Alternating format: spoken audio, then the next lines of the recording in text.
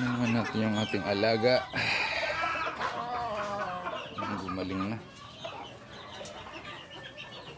Yung aking mga sisiw.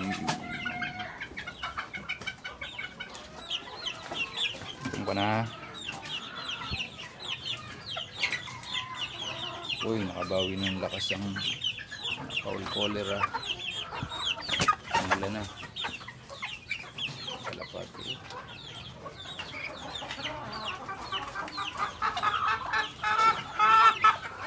Ito naman kaya ang isang ito. Gumaling na rin kaya.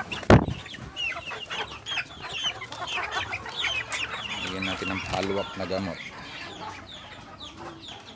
Gamit ang Premoxil. Sa bodega. Premoxil.